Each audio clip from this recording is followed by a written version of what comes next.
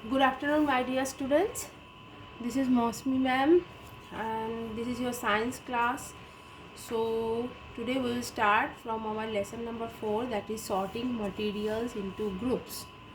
Okay, objects around us. We have seen that our food and clothes have so much variety in them. No, not just food and clothes, there is such a vast variety of objects everywhere. We see around us a chair, a bullock cart, a cycle, cooking utensils, books, clothes, toys, water, stones, and many other objects. All these objects have different shapes, colors, and uses. So, आप लोगों को पता ही है कि जैसे हमारे देश में अलग अलग टाइप के लोग रहते हैं, तो उनका खाना भी अलग अलग टाइप का होता है और उनके पहनावा मतलब कपड़े भी वो अलग अलग टाइप के पहनते हैं। सिर्फ खाना और कपड़ा ही नहीं, अब हमारे आसपास में जो हमें ऑब्जेक्ट्स देखने के लिए मिलता है वो भी सब अलग अलग टाइप के ही होते हैं और उनके कलर्स, उनके शेप और उनका जो इस्तेमाल है, यूजेस है, वो भी अलग अलग होता है। Look around and identify objects that are round in shape.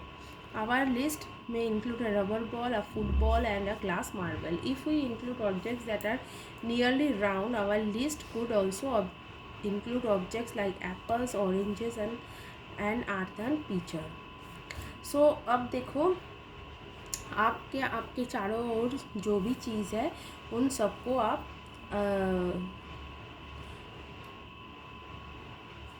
जो आपके आसपास में जो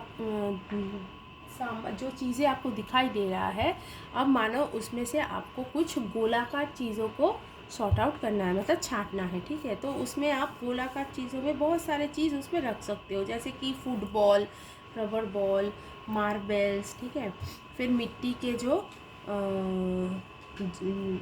क्या होते हैं, मिट्टी के बर्तन जिसमें हम पानी भर के रखते हैं ना, घड़ा बोलते हैं जिसको, तो वो भी गोल शेप में, या कुछ फ्रूट्स जैसे कि एप्पल, ऑरेंजेस, है ना, पियर, ये सब भी गोल टाइप की आता है। Suppose we were looking for objects that are edible, we might include all the items that we have listed in table 1.1, 1.2 and 1.3 in chapter 1.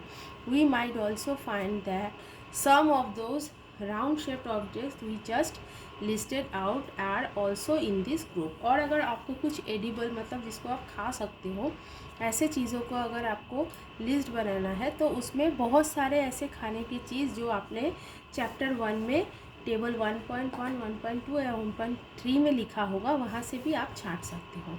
और उसमें से अगर आपको कुछ राउंड शेप्स में ढूंढना है, तो राउंड शेप में जो आपने खाने की जो आइटम्स इसमें ऐड किया था, जैसे एप्पल, ऑरेंजेस, मतलब कुछ फ्रूट्स, उसको भी उस खाने के आइटम में ऐड कर सकते हैं. Let us say we wish to make a group of objects that are made of buckets, lunch boxes, toys, water container, pipes, and many such objects may find in a place in this group.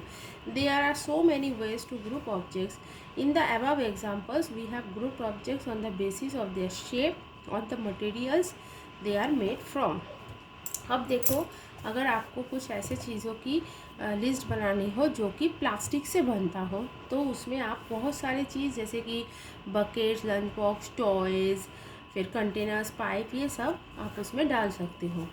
तो क्या होता है ना कि हम grouping मतलब वो चीज़ किस कौन सी मटेरियल से बना है, इस चीज़ की ग्रुपिंग हम बहुत सारे तरीके से कर सकते हैं. ठीक है, और कुछ तरीके ऐसा भी है जो कि उसकी शेप और वो कौन सी चीज़ से बना हुआ होता है, इसके ऊपर भी डिपेंड करता है. All objects around us are made of one or more material. These materials may be glass, metal, plastics, wood, cotton, paper, mud or soil. Can you think of more examples of materials. और हमारे चारों ओर जो भी materials आपको दिख रहा है, जो भी चीज़ आपको दिख रहा है, वो कभी कभी एक या एक से ज़्यादा मटेरियल से भी बना होता है. उसमें से कुछ मटेरियल जैसे कि ग्लास, मेटल, प्लास्टिक, कॉटन, ये सब से ही चीज़ें ज़्यादातर बनी होती है. अब एक्टिविटी 1 में देखिए, let us collect as many objects as possible from around us. Each of us could get some everybody objects from home, and we could also collect some objects from the classroom or from the outside the school. What will we have in our collection? Chalk, pencil, notebook, rubber, duster, a hammer, nail, spoke of wheel, bat, matchbox, salt, potato. We can also list objects that we can think of but cannot bring to the classroom. For examples, wall, trees, doors, tractors, roads. तो इसमें क्या बोला है कि आप कुछ चीज़ों का ग्रुपिंग करो, ठीक है ना. जितने चीज़ आप अपने आसपास में देख सकते हो उन सब चीज़ों को इकट्ठा करके फिर आप उनको ग्रुप करो. उसमें कुछ आपकी डेली यूजेस के जो ऑब्जेक्ट्स होते हैं घर पे आपको मिल जाएगा, वो भी कर सकते हो. कुछ आप अपने क्लासरूम या क्लासरूम के बाहर से भी ला के कर सकते हो, ठीक है ना.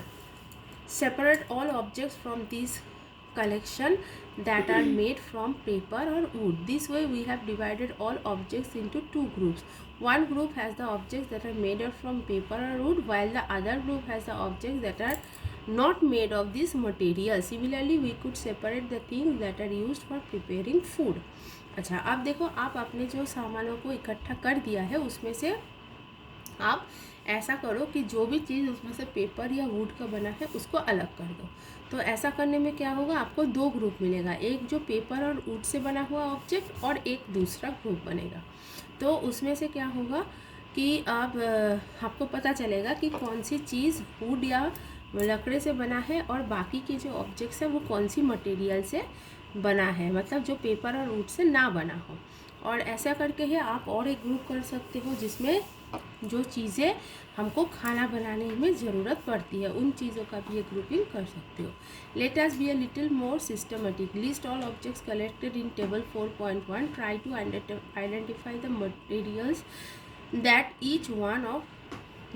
each one is made of. It would be fun to make this large table, collecting information about as many objects as possible. It may seem difficult to find out the materials out of which some of these objects are made. In such cases, discuss with your friends, teachers, parents and identify the materials. अब बोला है मानो इसको हम थोड़ा systematic मतलब plan Y में करते हैं. तो उसमें आपको कुछ ऑब्जेक्ट्स को बोला है इकट्ठा, जिसमें ये टेबल 4.1 में दिखा, जैसे प्लेट, पेन, ऐसा करके आप और भी कुछ लिख सकते हो. और वो कौन सी मटेरियल से बना हुआ है उसको आप इस कॉलम में लिख दो. तो ऐसा करते हुए आपको बहुत मज़ा आएगा और आप जितना सारा ज़्यादा कलेक्ट कर सकते हो उतना इन्फॉर्मेशन आप इसके ऊपर कलेक्ट करो, ठीक है. तो इसमें क्या होगा, कभी कभी आपको ऐसा कुछ सामान भी मिल सकता है जिसका मटेरियल क्या है वो आपको पता ना हो, तो उसके लिए आप अपने फ्रेंड्स या टीचर्स की भी मदद ले सकते हो. अब come to activity 2. Table 4.2 listed some common materials. You can also add more materials in column 1 that are known to you. Now try and think of everyday objects you know that are made mainly of these materials and list them in column 2. अब देखो बोला है 4.1 में आप और भी बहुत सारे ऑब्जेक्ट्स को जोड़ सकते हो और उसका मटेरियल्स भी आप इधर लिख सकते हो. फिर क्या होगा, उसमें से आपका जो डेली एवरीडे ऑब्जेक्ट्स जो है आप जानते हो और उनका जो मटेरियल्स कौन सा मटेरियल्स उसमें यूज़ हो रहा है वो चीज़ वो आप टेबल 2 में 4.2 में मतलब इस टेबल पे आप लिख के इस टेबल को भी कंप्लीट कर सकते हो. What do you find from these tables? First, we grouped objects in many different ways. We then found that objects around us are made of different materials. At times, an object is made of a single material. An object could also be made of many materials. And then again, one material could be used for making many different objects. तो क्या हुआ, ये जो दो table आप बनाएंगे इसमें आपको ग्रुपिंग ऑफ ऑब्जेक्ट्स आपको मतलब आप कैसे कैसे ग्रुप से आप ऑब्जेक्ट्स को ग्रुप कर सकते हो उसका आपको बहुत सारे तरीके मिलेंगे. उसमें आपको मिल जाएगा ऐसा कोई ऑब्जेक्ट जो हमारे आसपास में है जो कि एक ही मटेरियल से बना है, और कभी कभी आपको दिखाई देगा कि ऐसा कोई ऑब्जेक्ट है जो बहुत सारे मटेरियल्स को मिला के वो उसको बनाया गया है, ठीक है. और ऐसा करते हुए आपको और भी पता चलेगा कि one material could be use, एक ही मटेरियल से आप कितने अलग अलग टाइप की चीज़ों को बना सकते हो. What decide which material should be use for making any given object. In seen that we need to know more about different materials. तो कौन सा चीज़ किस मटेरियल से बनाना चाहिए ये चीज़ आपको जानने के लिए आपको पहले मटेरियल्स के बारे में जानना ज़रूरी है कि कैसे कैसे मटेरियल्स हमको हमारे आसपास में मिलता है, ठीक है। फिर प्रॉपर्टीज़ ऑफ मटेरियल, मटेरियल की प्रॉपर्टीज़ क्या है। Have you ever wondered why a tumbler is not made a piece of cloth? Recall our experiences with piece of cloth in the chapter 3 and also keep in mind that we generally use a tumbler to keep a liquid. Therefore, would it not be silly if we were to make a tumbler out of cloth? What we need for tumbler is glass, plastic, metal or other such material that will hold water. Similarly, it would not be wise to use paper like materials for cooking vessels, ठीक है। तो अब देखो property समझाने के लिए क्या बताया गया है कि अगर मानो एक टम्बलर मतलब एक बाल्टी को अगर हम कपड़े से बनाते हैं, आपने कभी कपड़ों का बना हुआ बाल्टी देखा है? कभी नहीं देखा होगा। क्यों? क्योंकि बाल्टी में क्या होता है, हम पानी रखने के लिए इस्तेमाल मतलब पानी या कोई लिक्विड चीज़ को रखने के लिए इस्तेमाल करते हैं। तो हमको पानी या ऐसा कुछ सामान रखने के लिए ऐसी मटेरियल की ज़रूरत पड़ेगी जो कि उस पानी को अच्छे से रख सके, ठीक है। तो क्लॉथ कभी भी ये मटेरियल नहीं बन सकता, इसलिए हमको टम्बलर बाल्टी बनाने के लिए या तो ग्लास, प्लास्टिक या तो मेटल ऐसा टाइप का कुछ मटेरियल चाहिए जो कि पानी को अच्छे से पकड़ के रखे। ऐसा ही जैसे खाना बनाने का बर्तन, कभी भी वो कागज़ के बर्तन नहीं हो सकते हैं। हमको खाना बनाने के लिए भी कोई मटेरियल जैसे कि आयरन हो या सिल्वर हो या स्टील हो, ऐसा कोई मटेरियल से बनाया हुए बर्तनों में ही खाना बनाने